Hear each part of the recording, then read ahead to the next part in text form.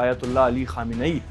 د امریکا او اسرائیلو په برید کې خپل ژوند له لاسه ورکړی دی. بیتو زدن حرومیا یا ابوالفضل صاف کردن.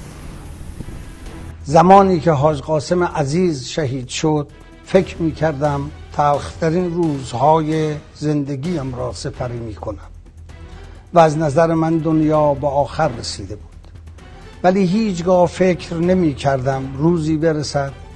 که با شرایطی تلختر از آن روز روبرو شوم.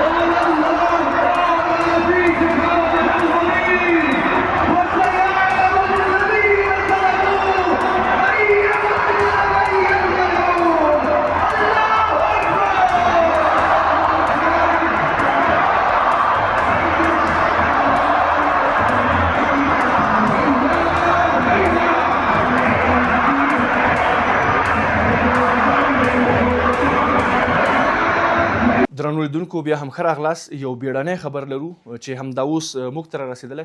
د ایران دولتي رسنیو تایید کړی ده چې د دغه هیواد مذهبي مشر آیت الله علي خامنه‌ای د امریکا او اسرائیلو په برید کې خپل ژوند له لاسه ورکړی دی. تېره ورځ د امریکا ولسمشر ډونالډ ټرمپ ویلي و چې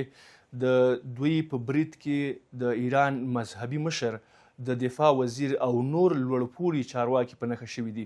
چې په وروستیو کې دغه برید د ایران د دولتي رسنیو له لوري تایید شوی دی او دا خبره هم تایید شوې ده چې د ایران مذهبي مشر په دغه حملو کې خپل ژوند له لاسه ورکړی دی. دغه عملیات تېره شنبه سهار وخته شروع شوې وه چې دغه عملیات د اپریشن افیک پیوري په نوم باندې نومول شوي او مشري ډونالډ ټرمپ کوي. په دې عملیاتو کې له امریکا سره د اسرائیلو ولسمشر بنجامین نتنیاهو هم همکاري کوي چې د دې عملیاتو هدف بیا د ایران اتومي تاسیسات، بالستیک توغندي او مذهبي مشر په ګډون نور لوړپوړي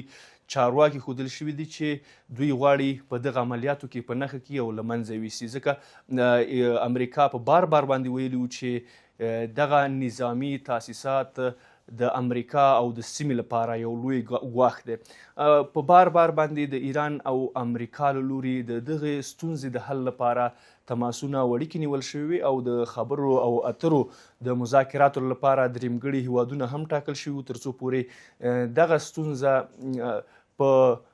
سوله ییز شکل باندې حل کړي او د دغه ستونزو د حل لپاره یو چوکاټ جوړ کړي تر څو پورې وکولی شي چې د ایران د نظامي تاسیساتو د جوړېدو څخه مخه ونیول شي. 2 ورځې وړاندې د ایران د بهرنیو چارو وزیر سید عباس عراقچي وویل چې له امریکا سره د خبرو اترو لپاره عمان ته ځي تر څو پورې هلته د اتومي تاسیساتو د برنامې په اړه باندې د امریکا له متحده ایالاتو سره خبرې اترې وکړي. خو وروسته څرګنده شو چې دغه خبرې اترې بې پایلې پای ته ورسېدلې او امریکا ګواښ کړی و که چیرې دغه خبرې نتیجه ورنه کړي او پایله ونه لري نو لازم اقدامات به د ایران په وړاندې دوی ترسره کړي. همغه و چې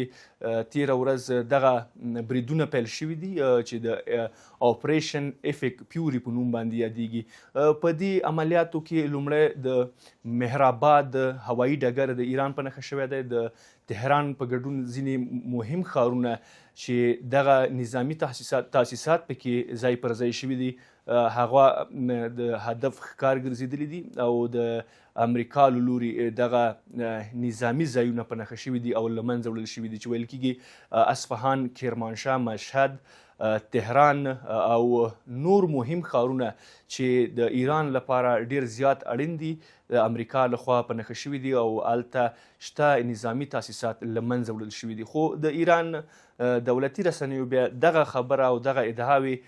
تایید کړي نه دي تر اوسه پورې او مهم جزئیات لا تر اوسه پورې رسنیز شوي نه دي. خو یوازې هغه څه چې تایید شوي دي د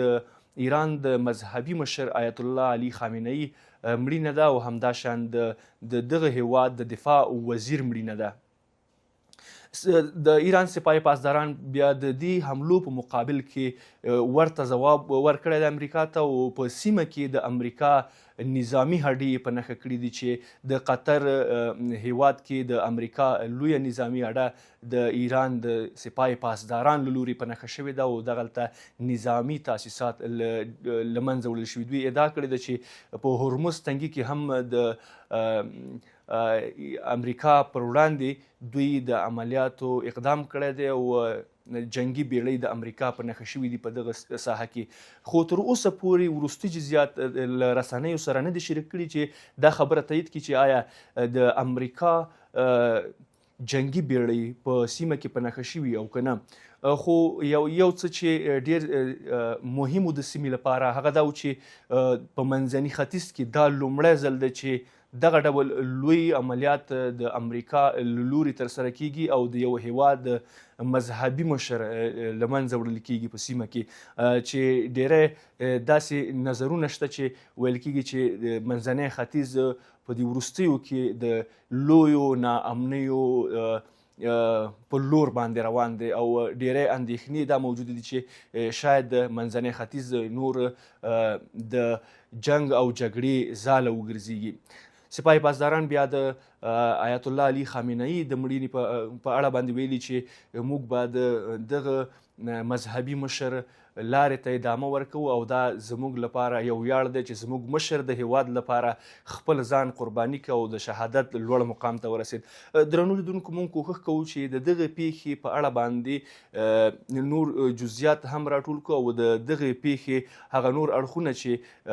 له دې پیښې سره تړاو لري کوښښ کوو چې په نورو خپرونو کې تاسې ته وړاندې کړو. تاسې هم د یادو څارئ تر څو پورې په دغه موضوعاتو باندې آګاه شئ.